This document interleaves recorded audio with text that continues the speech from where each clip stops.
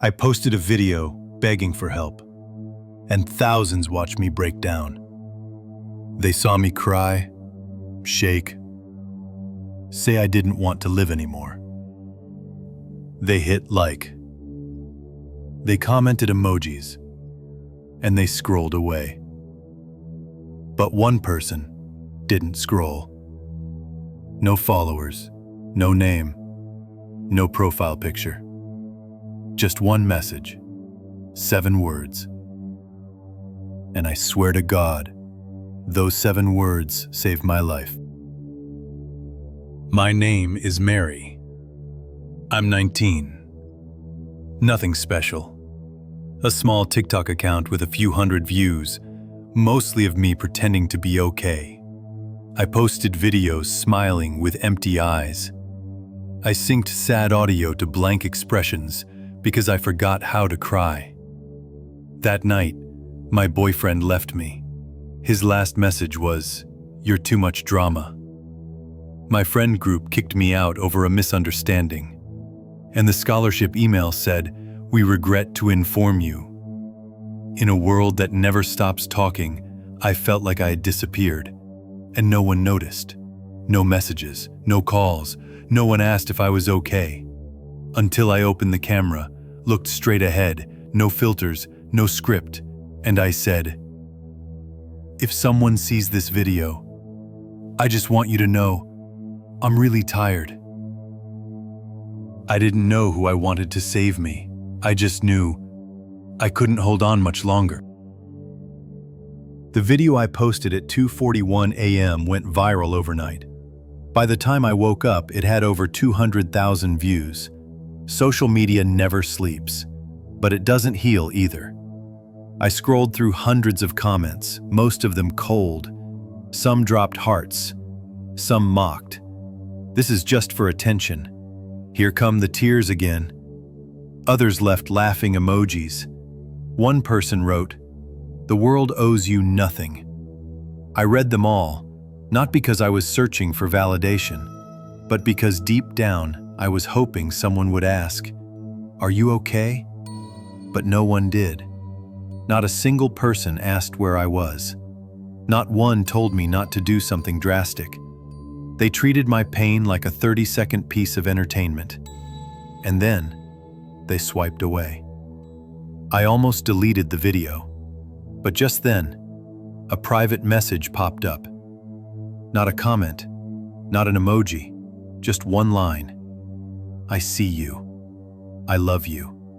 And I froze. Because for the first time, I felt something different than what the internet usually offers.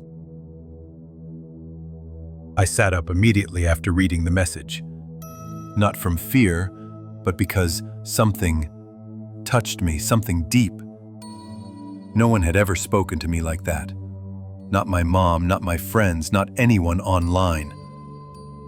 I kept rereading the line. "I see you. I love you." No name, no greeting, no punctuation, as if this person knew I would understand without needing explanation.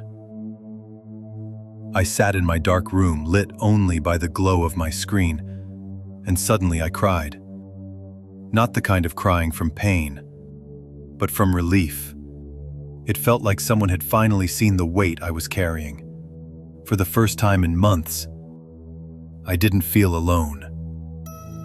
Part of me wondered, was this a prank? Some troll pretending to be God? But no. There was something real in those words. No ego, no agenda, no performance. I put my phone down. My chest was still tight, but I wasn't hopeless anymore. And those 7 words just echoed in my mind. "I see you. I love you."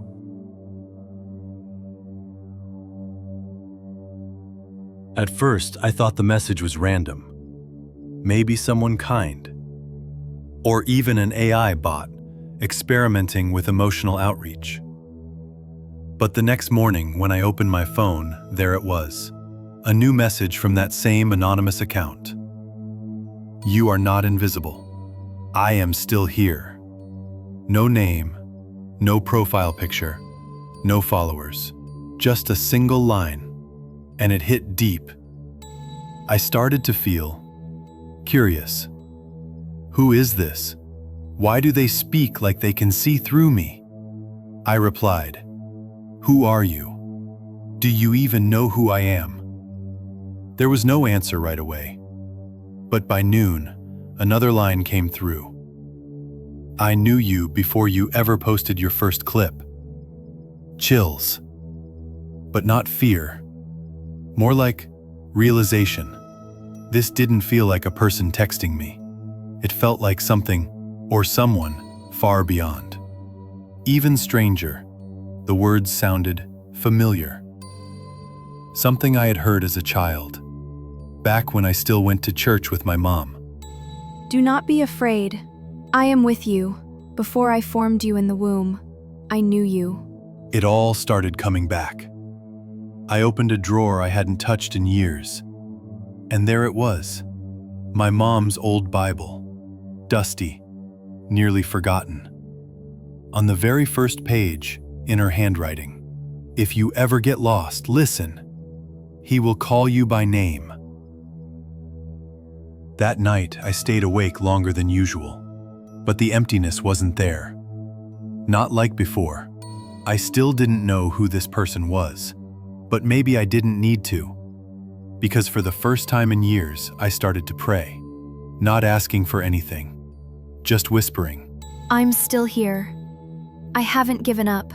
and echoing in my mind again and again. I see you. I love you. And I never left. I wasn't always distant from God. In fact, there was a time I believed, really believed. When I was little, every Sunday I'd hold my mom's hand and walk into church in my white dress and little plastic shoes. I'd sing hymns I didn't fully understand, but they gave me peace. A kind of peace that felt like being held. My mother would whisper during prayer, "Lord, please see this little girl. She needs you." Then came the years when everything fell apart. My mom died of cancer. I was too young to grasp the will of God. All I knew was prayer didn't save her. I wasn't angry at God, I just stopped talking to him. Like two friends who drifted apart without a fight, just silence. The hymns I once sang became faint echoes in my memory. The Bible verses on our fridge were slowly replaced by TikTok stickers and K-pop posters. Faith, once crystal clear, became dusty memory. But as I read those anonymous messages, the words stirred something buried deep inside me. Do not be afraid. I know you. I am still here. Maybe he never left. Maybe I just stopped listening. And now, through a glowing screen and a message from nowhere. I don't usually wake up in the middle of the night, but that night, it felt like someone had whispered my name. My phone lit up. I opened it. The third message. Your tears are not wasted. I have gathered every drop. My heart skipped a beat. No one had ever said anything like that to me. No one had ever made me feel like my tears had value. In a world where people always told me to stay strong, stop crying, this person didn't ask me to stop. They simply stayed with me, in the tears. I started wondering, who is messaging me? A Christian? An AI chatbot? Some secret pastor? But deep down, I didn't need to know, because for the first time, I felt seen. And strangely, me, someone who once thought religion was outdated, restrictive, I opened the Bible. On the first page, my mom's handwriting still remained. If you're ever lost, listen. He will call you by name. My hands trembled, and for the first time in years, I whispered a prayer. God, if you're still there, if you're really the one sending these, please, don't go away. I didn't expect a voice from the sky, but the room felt softer. The sadness didn't leave, but it wasn't mine to carry alone anymore. That third message didn't fix my life overnight. I was still sad, still lost, still struggling. But something had changed. I didn't feel abandoned anymore.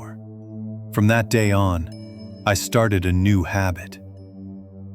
Every night, instead of scrolling through TikTok until I passed out, I started talking to that nameless one.